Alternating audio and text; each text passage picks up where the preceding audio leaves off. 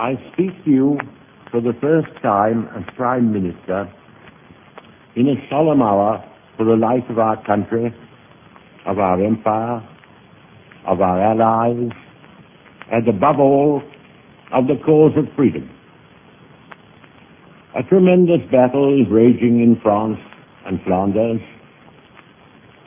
The Germans, by a remarkable combination of air bombing and heavily armored tanks, have broken through the French defenses north of the Maginot Line, and strong columns of their armored vehicles are ravaging the open country, which for the first day or two was without defenders.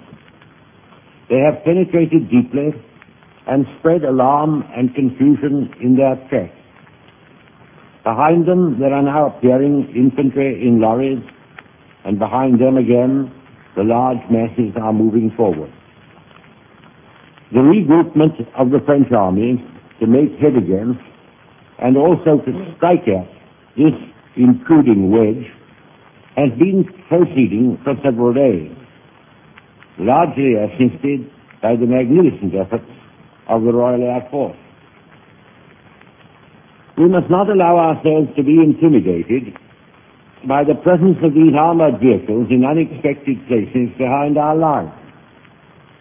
If they are behind our front, the French are also at many points fighting actively behind theirs. Both sides are therefore in an extremely dangerous position. And if the French army and our own army are well handled, as I believe they will be, if the French retain that genius for recovery and counterattack for which they have so long been famous, and if the British Army shows the dogged endurance and solid fighting power of which there have been so many examples in the past, then a sudden transformation of the scene might spring into being. It would be foolish, however, to disguise the gravity of the hour. It would be still more foolish to lose heart and courage, or to suppose that well-trained, well-equipped armies, numbering 3 or 4 millions of men, can be overcome in the space of a few weeks or even months by a swoop or raid of mechanized vehicles, however formidable.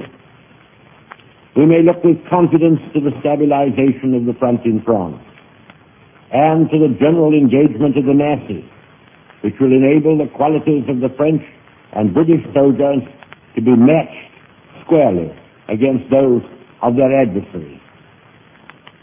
For myself, I have invincible confidence in the French army and its leaders.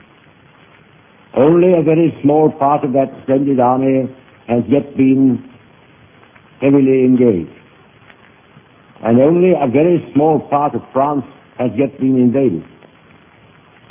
There is good evidence to show that practically the whole of the specialized and mechanized forces of the enemy have been already thrown into the battle, and we know that very heavy losses have been inflicted upon them.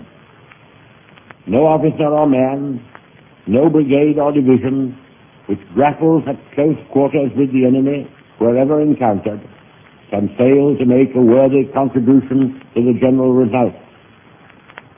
The armies must cast away the idea of resisting attack behind concrete lines or natural obstacles, and must realize that mastery can only be regained by furious and unrelenting assault. And this spirit must not only animate the high command, but must inspire every fighting man. In the air, often at serious odds,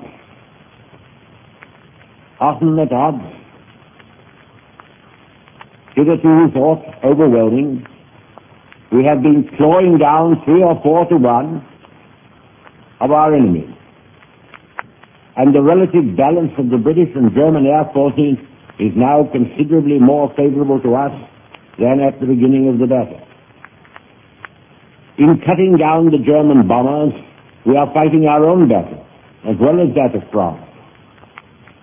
My confidence in our ability to fight it out to the finish with the German Air Force has been strengthened by the fierce encounters which have taken place and are taking place. At the same time, our heavy bombers are striking nightly at the taproot of German mechanized power and have already inflicted serious damage upon the oil refineries on which the Nazi effort to dominate the world directed their pen. We must expect that as soon as stability is reached on the Western Front, the bulk of that hideous apparatus of aggression, which dashed Holland into ruin and slavery in a few days, will be turned upon us. I'm sure I speak for all when I say we are ready to face it, to endure it, and to retaliate against it to any extent that the unwritten laws of war permit. There will be many men and many women in this island who, when the ordeal comes upon them, and some it will feel comfort and even a pride that they are sharing the perils of our lads at the front, soldiers, sailors, and airmen, God bless them, and are drawing away for them a part at least of the onslaught they have to bear. Is not this the appointed time for all to make the utmost exertions in their power? If the battle is to be won, we must provide our men with ever-increasing quantities of the weapons and ammunition they need. We must have, and have quickly, more aeroplanes, more tanks, more shells, more guns. There is imperious need for these vital munitions.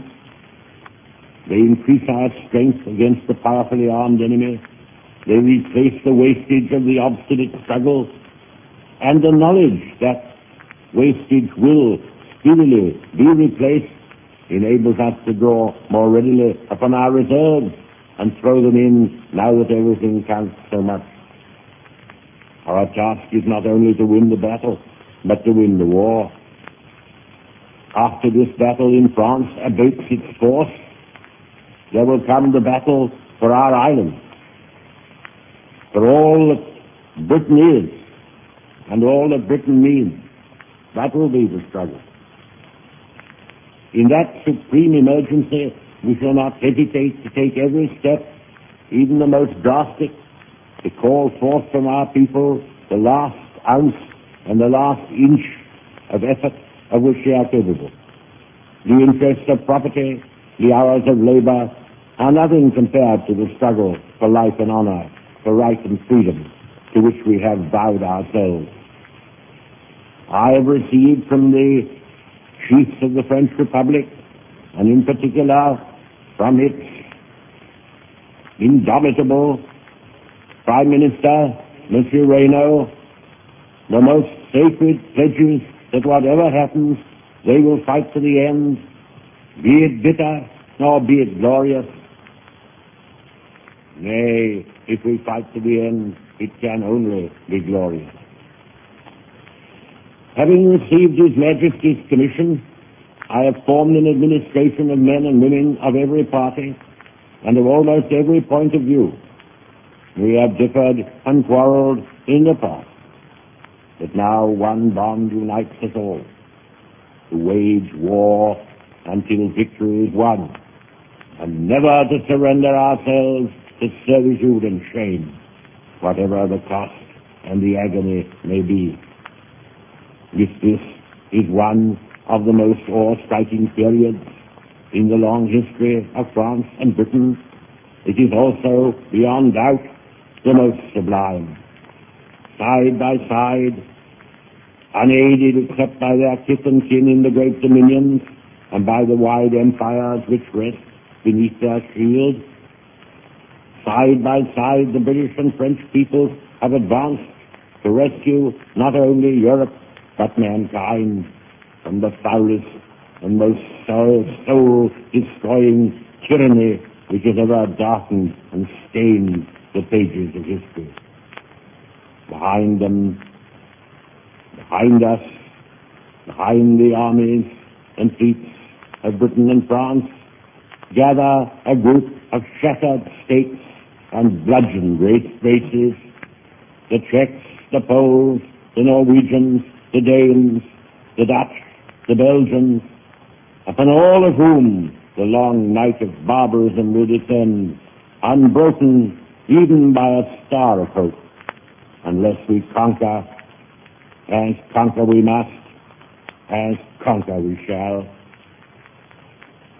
Today is Trinity Sunday. Centuries ago, words were written to be a call and a spur to the faithful servants of truth and justice. Arm yourselves and be ye men of valor, and be in readiness for the conflict, for it is better for us to perish in battle than to look upon the outrage of our nation and our altars. As the will of God is in heaven, even so let it be.